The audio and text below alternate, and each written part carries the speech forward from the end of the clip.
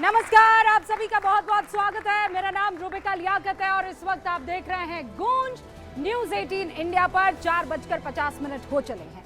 और आज जेन जी के साथ, हिंदुस्तान की जनता के साथ, तमाम राजनीतिक पार्टियों के रिप्रेजेंटेटिव बातचीत करेंगे, उनके सवालों के जवाब देंगे। क्यों? क्योंकि अमेरिका, ईरान, इजराइल जंग और पश्चिम एशिया के बिगड़ते हालात की वजह से कच्चे तेल की कीमत अब $100 प्रति बैरल तक पहुंच गई है।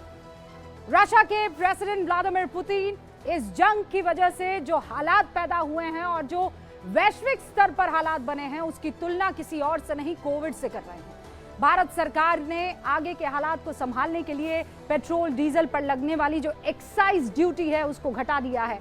पेट्रोल पर लगने वाली एक्साइज ड्यूटी 13 की जगह 3 रुपए कर दी गई है, जबकि डीजल पर 10 रुपए की जगह 0, यानी अब कोई भी ड्यूटी नहीं।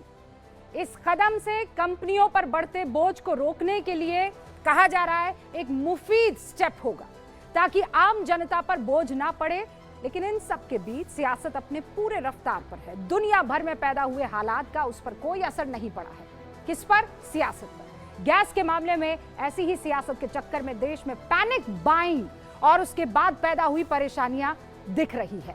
आंकड़े इसकी तस्दीक करते हैं। कैसे 55 लाख सिलेंडर प्रतिदिन बुकिंग वाला देश एक दिन के अंदर बुकिंग पहुंचा देता है 88 लाख तक। इसके बाद भी सोशल मीडिया के शेर बाज नहीं आते हैं।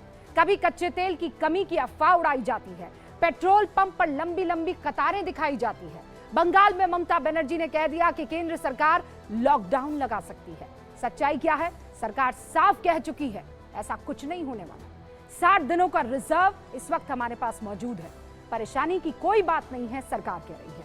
आगे की तैयारी भी हमारी हो रही है, परेशानी की कोई बात नहीं है। लेकिन इसका मतलब यह नहीं है कि वैश्विक संकट नहीं है। हाँ है, लेकिन इस वक्त जब विपक्ष को और सरकार को साथ खड़े होना चाहिए था, ताकि आम जनता परेशान ना हो, अफवाह का बाजार बड़ा ना हो।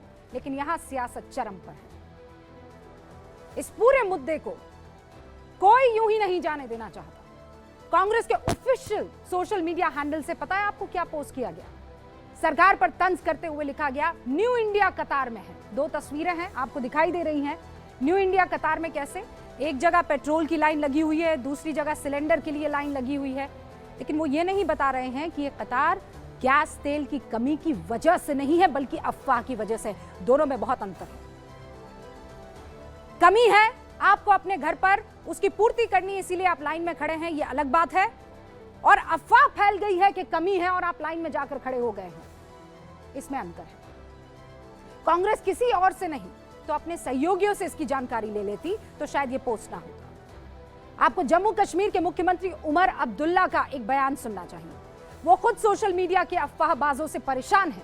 सुनिए क्या कह रहे हैं जम्मू कश्मीर के मुख्यमंत्री। उसकी बात यह है कि जब हुकूमत के तरफ से बात होती है उसको कोई नहीं सुनता, लेकिन अफवाहों पे सब लोग जो है यकीन करते हैं। मरकज की हुकूमत ने भी वक्तन फवक्तन हालात का जायजा लिया है और कहीं पे भी राशनिंग या इस्तेमाल की कमी की हिदायत नहीं दी गई है। तो उमर अब्दुल्ला को आपने सुना, इतने नाराज हैं कि उन्होंने कहा कि लोग अगर अपने दिमाग का इस्तेमाल करना शुरू नहीं करते हैं तो पेट्रोल पंप को बंद कर देंगे, ताकि जबरदस्ती की परेशानी ना खड़ी हो। लेकिन इन सब के बावजूद अफवाह फैलाने वालों को कोई फर्क नहीं पड़ रहा है। कांग्रेस तो मौजूदा हालात में सीधे प्रधानमंत्री पर हमले का मौका ढूंढ लाई है। कांग्रेस प्रवक्ता सुप्रिया श्रीनेत को मनमोहन सिंह याद आ रहे हैं। वो मनमोहन सिंह का वो बयान कोट कर रही हैं, जिसमें मनमोहन सिंह कह रहे थे प्रधानमंत्री के रूप में नरेंद्र मोदी इस देश के लिए आपदा साबित होंगे। लेकिन कांग्रेस उसी मनमोहन सिंह सरकार के दौरान जब ऐसे वैश्विक हालात पैदा हुए तो देश का क्या हाल था वो नहीं बता रही है। कांग्रेस सरकार के दौरान जब मंदी की वजह से दुनिया में क्रूड ऑयल के दाम बढ़े तो 2004 में दिल्ली में 35 रुपए 71 पैसा प्रति लीटर बिकने वाला पेट्रोल 10 साल में 71 रुपए 41 पैसा प्रति लीटर पहुंच गया। 2 गुने से भी ज्यादा दाम 10 साल में बढ़े। और ये तो दिखने वाले आंकड़े हैं, खेल इसके पीछे और भी हुआ है। तेल के बढ़ते दाम से परेशान मनमोहन सिंह सरकार ने 2005 से 2010 के बीच ऑयल बॉन्ड जारी कर दिए थे, यानी एक तरह का क्रेडिट कार्ड जिसका इस्तेमाल करके तेल कंपनियां तेल खरीदती रही और उसका भुगतान बाद के लिए टाल दिया गया। और फैक्ट यह है कि उस क्रेडिट कार्ड का लिमिट ब्याज मिलाकर लगभग 2,35,000 करोड़ रुपए तक पहुंच गया और इसका भुगतान उसी नरेंद्र मोदी के नेतृत्व वाली सरकार ने किया जिसे मनमोहन सिंह आपदा बता रहे थे कि अगर ये प्रधानमंत्री बने तो आपदा। आखिरी किस्त तो इसी मार्च महीने में दी गई है, आखिरी किस्त उसकी, यानी जब वैश्विक हालात बेकाबू थे तो मनमोहन सरकार ने तत्कालिक रास्ता अपनाया, दीर्घकालिक रास्ता अपनाया। भारत में पेट्रोल और डीजल के दाम दोगुने हुए, उसके बावजूद मौजूदा हालात में आज की तारीख तक, अब तक तो देखिए आप जो देख रहे हैं वेइंग स्केल पर देखिए, तराजू पर तौलिए, समझ में आएगा। आज की तारीख तक पेट्रोल और डीजल के दाम नहीं बढ़े हैं। संकट का कारण भी घरेलू नहीं है बल्कि 3 देशों की लड़ाई है जिस पर भारत की सीधा दखल अंदाज नहीं है। और इसीलिए आज गूंज में बड़ा सवाल ये कि क्या अफवाह फैलाकर सियासी फायदे से ज्यादा देश का नुकसान नहीं हो रहा है? क्या मौजूदा वक्त में सरकार और विपक्ष को एकजुट होकर जनता के साथ खड़ा नहीं रहना चाहिए? क्या उमर अब्दुल्ला जैसे लोगों की बात भी कांग्रेस सुनने को तैयार नहीं है?